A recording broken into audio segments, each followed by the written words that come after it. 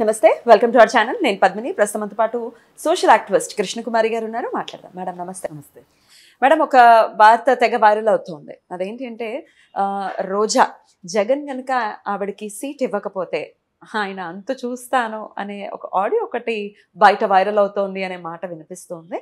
దీంట్లో వాస్తవాలు ఏంటి? అంత చూసేటటువంటి పరిస్థితి ఉంటుందా? అంత అంటే అసలు పెదవి విప్పి మాట్లాడేటటువంటి పరిస్థితి ఉంటుందా అనేది ఒక ప్రశ్న.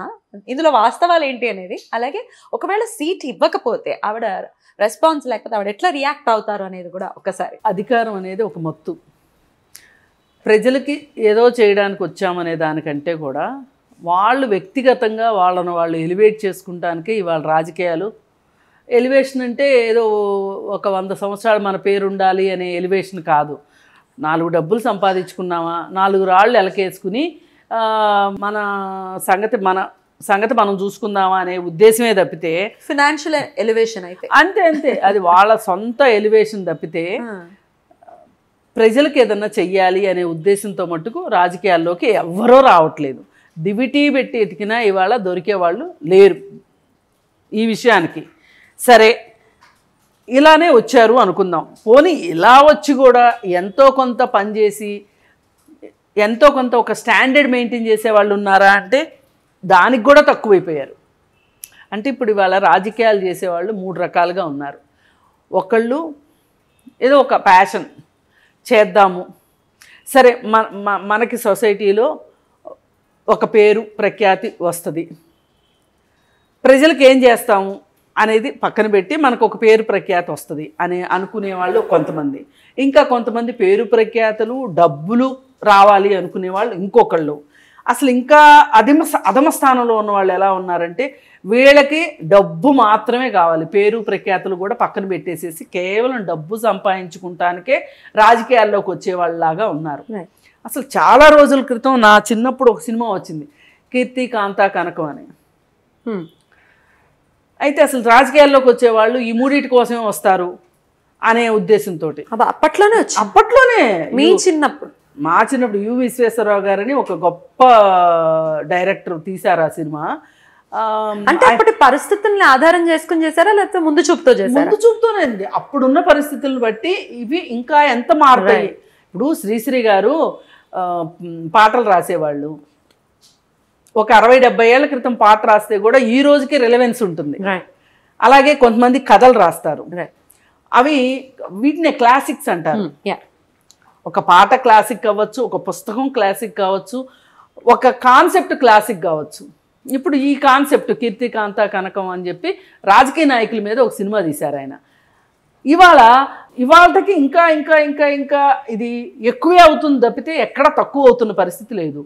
ఈ పరిస్థితుల్లో రోజా ఎలా మాట్లాడి ఉండొచ్చా అంటే ఆమె ప్రవర్తన బట్టి కానీ, ఆమె నోరుని బట్టి కానీ, ఆమె వ్యవహరించిన తీరును బట్టి కానీ అలాగే అని ఉండొచ్చు అని ఖచ్చితంగా మన దగ్గర ప్రత్యేకంగా ఆధారం ఉన్నా లేకపోయినా ఆమె అలా అనగలిగిన సాహసి అనేంత వరకు మటుకు మనం గ్యారంటీ.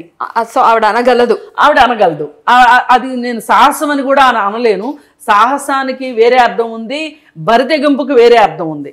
ఆమె బరితెగింపు కేటగిరీలోకి వస్తుంది కాబట్టి ఆమె అనగలదు. మరి ఇలా అంటున్న పరిస్థితుల్లో మరి జగన్ చూస్తూ ఊరుకుంటాడా?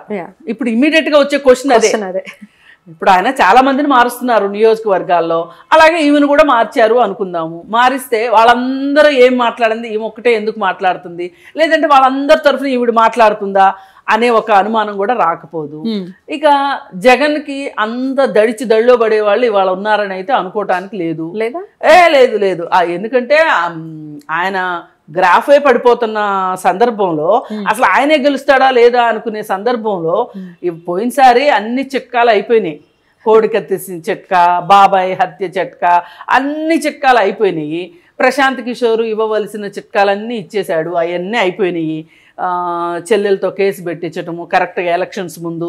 పైగా నాకు ఆంధ్రప్రదేశ్ పోలీసుల మీద నమ్మకం లేదు, నేను హైదరాబాద్లో కేసు పెడతాను అని షర్మిలతో హైదరాబాద్లో కేసు పెట్టించటము, అదంతా కూడా ఒక స్ట్రాటజీ. అంత స్ట్రాటజీయే. అసలు ఇప్పుడు ఆవిడని ట్రోలింగ్ ఎప్పటి నుంచో చేస్తున్నారు. అప్పుడెప్పుడు మాట్లాడుకోకుండా కరెక్ట్గా ఎలక్షన్స్ ముందే చేయడం వెనకమాల 2 ఉద్దేశాలు. ఒకటి, తెలుగుదేశం వాళ్ళకి సంబంధించిన వాళ్ళే ఈ ట్రోలింగ్ చేశారు అంటే తెలుగుదేశం వాళ్ళకి ఆడవాళ్ళ పట్ల ఏమాత్రం గౌరవ మర్యాదలు ఉన్నాయని చెప్పాలనేది ఒకటి. పైగా ఆంధ్రప్రదేశ్ పోలీసులు నాకు న్యాయం చెయ్యరు అని ఆంధ్రప్రదేశ్ ప్రజలతోటి ఒప్పించాలి. ఆ ఉద్దేశం వాళ్ళకి తెలియజేయాలి. ఆ ఉద్దేశంతో ఆమె ఇప్పుడు ఒక షాటు 2 బర్డ్స్ లాగా వాళ్ళ వ్యవహారం అంతా అలాగే ఉంటుంది కదా, ఆ పద్ధతిలో చేసినప్పుడు అన్నీ అయిపోయినాయి. ఇప్పుడు ఇవాళ ప్రశాంత్ కిషోర్ కూడా ఆయనతోటి లేడు. ఆయన ఏం చేశాడంటే ఆయన దగ్గర ఎంప్లాయీస్ని కొంతమందిని తీసుకొని ఈయనే సొంత ఆఫీస్ పెట్టుకొని ప్రశాంత్ కిషోర్ కానీ డబ్బులు ఇచ్చేదేంటి, నేను చేసుకోలేనా మాత్రం అని చెప్పి ఇప్పుడు హైదరాబాదు ఆయన ఆఫీస్లోనే నడుపుతున్నారు ఆ ఆఫీస్ని, సోషల్ మీడియా ఆఫీస్ని, ఎలక్షన్ స్ట్రాటజీ ఆఫీసు ఇక్కడే నడుపుతున్నారు. సరే మరి ఇప్పుడు ఇంత పెద్ద ఇంటర్నేషనల్ స్ట్రాటజిస్ట్ పోయినసారి గెలిపించాడు, ఈసారి ఆయన లేడు. పైగా ఇవాళ ప్రజలు చూస్తే రోడ్ల గురించి కానీ, అమరావతి గురించి కానీ, పోలవరం గురించి కానీ, వైజాగ్ గురించి కానీ ఇన్ని రకాలుగా ఆలోచిస్తున్నారు. ఇవన్నీ ఆలోచించిన ప్రపంచం ఒకవైపు, ఆలోచించే ప్రపంచం ఒకవైపు. ఇవాళ ఈ ఆలోచించే ప్రపంచం కూడా విస్తృతి చాలా ఎక్కువైపోయింది. అంటే ఈ సోషల్ మీడియా వల్ల కావచ్చు, వాళ్ళు స్వతహాగా చదువుకుని ఉండటం వల్ల కావచ్చు, అసలు మన రాష్ట్రానికి రాజధాని లేదు అని చొక్కాలు చింపుకుంటున్న వాళ్ళు చాలామంది ఉన్నారు. వీళ్ళకి ఏంటి అంటే ఇంతకుముందు ఈ చొక్కాలు చించుకునే బ్యాచ్ ఎవరైతే ఉన్నారో ఇట్లాంటి వాళ్ళు ఓటింగ్కి వెళ్ళేవాళ్ళు కాదు. ఇప్పుడు ఓటింగ్కి వెళ్ళేటట్లు ఉన్నారు వీళ్ళంతా అవేర్నెస్ తోటి. మరి ఈ పరిస్థితులు వీళ్ళందరూ ఓటింగ్కి వెళ్ళారనుకోండి, జగన్ ఎట్లా గెలుస్తాడు? గెలవటం కష్టం కదా. పైగా ఈ మధ్యకాలంలో జగన్ చేసిన అతిపెద్ద తప్పు చంద్రబాబు నాయుడిని అరెస్ట్ చేయించడం, అరెస్ట్ చేసి 52 రోజులు జైల్లో ఉంచడం. అది అక్రమమైన అరెస్టు అని చెప్పి ప్రజలందరూ నమ్మేలాగా వార్తలు అయితే బయటకు వచ్చేసినాయి. ఎందుకు అంటే ఆయన మీద ఛార్జ్షీట్లు ఏం చూపించలేకపోయారు కాబట్టి. వీటన్నిటి దృష్ట్యా అతను గెలిచేదే కష్టంగా ఉంది. అతను గెలిచి గట్టెక్కితేనే అప్పుడు ఇలా ఎదురు తిరిగిన వాళ్ళందరి సంగతి చూడటానికి అవకాశం ఉంటుంది. మరి ఒకవేళ ఇది కూడా ఉన్నదేమో, నానికి ఇవ్వరంట సీటు, కొడాలి నానికి.